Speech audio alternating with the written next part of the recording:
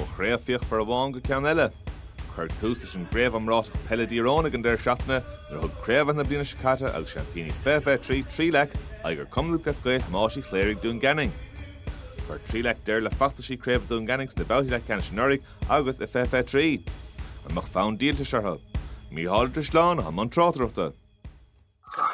Slú jazz ball histeachtaín Chléirigh Mhór Seánóna Seanachna ag na fórna seo ar chéile deisig Dún Geanainn an ceanson ibre histeach ag sábháilte ag Joe Maguire bhí deis son ag Padraig McNulty híbad a rís an son ag Gareth Stock cooler ainting ag deir ar fórí agus seans má caiilte. Trí Leac dar nó Idir Craobh na bliana sicáte gona Eoghan Tyrone an bhearn na balú a bhí atrach fán ar teachtar náis deis an so ag a bhar lár parca sin é Ciarán Daly. Sco sin tóca go maith Buaicphointí. Ruchtúntaach ag Daly. Trí Leac ag sa cruisteach an ceann sa cailt an réiteoir scuile leis an immert agus deis an son ag cumann Thomáis Chléirigh Dún Geanainn teachtamach Babhta bhain le Golden Craobh fight an son. Ag Dálaigh Jones, captain na fórna, ag Leannan siad, agus Leannan sesin leis, Iarracht Ard an son, Iarracht Garryowen, ag Turlingt agus ag Turlingt Tarrant Seasnán an son, ag Dálaigh Jones, Buaicphointí úntaach eile an son aige. Agus bhfuil na fórna seo ag Tarrant annach haimhlann dúngar fad Tyrone. Ibre tríd an son ag Matthew Quinn. Spása ag beidir bhfuil deis an son ag Deireadh Seansar Cool an son ag Patrick Quinn, ag Joe Maguire a ríist. Insa náid ceart leis ag tóg, thug sé fé. Maguire déanamh dóthain an ceann san na hábháil a ríist.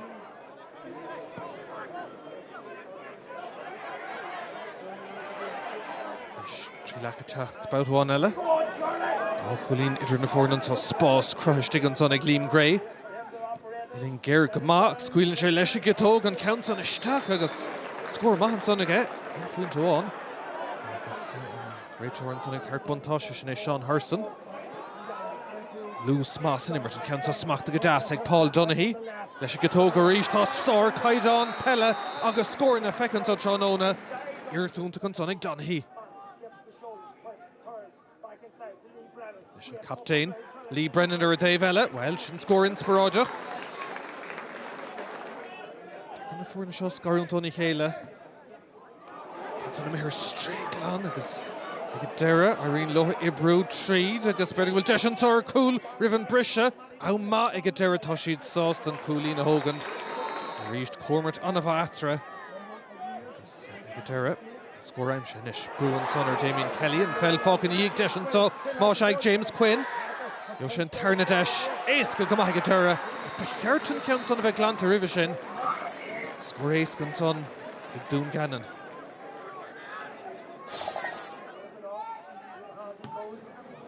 Tús an dair le ag Dún Geanainn an ceann son ag taistil agus ag a deir beidir bhfuil sean son ar cool agus tág a dain Larkin Malin ag a deire san á ceart orachar de cool Gimdarí sin ceann son ag Turlingt is idir go leor daoine stig ach ag a deire smachta ag Malin agus cool cinúnach an son ag Dún Geanainn ag coolín chun na masa bín trid úntaach idir na fórna seo a gcónaí deis inis go bhar lár parca sin é Liam Gray de Trí Leac. Sin Tarrant Seasnán aige coolín bháin las stinkt an stúa. Stuló taobh na parca Leo Hughes an seosá. Pas na gardaach se le bheith cumad an rud is táchtaí James Quinn. Tá cahar mór haimpla ar Quinn fósadal. Dígras an immert an son ag an lán tosaí agus an scór tóca Quinn. Quinn nar chas na fórna gona bhí chéile le chéanna scóbhí agus a fithe. Is the kicking Eoghan an Tyrone sin agus an lábhan uachtar ag Dún Geanainn ag le gábh lína nús an lábhan uachtar ag Trí Leac agus deis scóráil eile. Is sin na ar fóríl. Deir an muir istig ach bhí lucht Trí Leac an son cinnte go raibh se sin Tarrant Seasnán agus iad dul amach is ar ggót leis an réiteoir Sean Hurson agus an bre ón bhiltóir ná go raibh an ceann cadathe má se. Dún Geanainn teachtar ríis beidir bhfuil deis an so ag Ryan Jones ag Aristeach ar an cool ón maide trasna go deire. Búilteige agus mí á ceartan son ar Dún Geanainn brúanis ar Trí Leac is seo chosint agus a glanna agus ag a deire ón multórnach ag saoire amach a thar cípta ríist orachar an son ach mí an down a Ryan Jones agus deis mar cúil caiidir dé bheile tá sean son ag Trí Leac ar cúil agus a dul ó ghuine go duine atá siad Seán O'Donnell agus an ceann Tyrone stoppathe ar an líne agus an tá deirgan son ag Dún Geanainn é sinna stop an íl contorclanta go fóil an chailg sciúre ach go deir cím de ríis hí deis maihan son an pass tuc amach an son agus seans ag Ryan Craig go deire stoppathe ar an líne na fórna fós ar cóscór. Isbit deis just like Ciarán Daly ar náis a haon sé agus go deire fágad siad an ceansa fé James Garrity agus tá sé sin aige scór má siúr dé bheile Paul Donaghy na fórna chorthamú a ríist an ceansan ag taistil leistigh den chúla Buaicphointí kick sé an son aige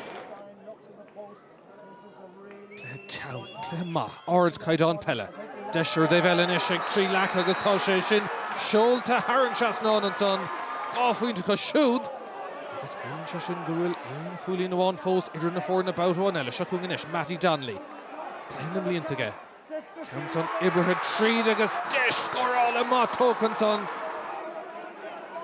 gá chúlín idir na fórna an táimig amach an son se chun ríis Matty Donnelly ag stúrú cuasaí amach an son Dín lán tasí, sné Lee Brennan, captain na fórna, scuilann sé fé agus tá ceann son ibrithe haran seas ná aige Buaicphointí an son ag Lee Brennan agus tá bua tuca leor ístim líana ag Trí Leac an a chaimhlant bris a crí do Dún Geanainn ach Trí Leac a dul isteach sa hata.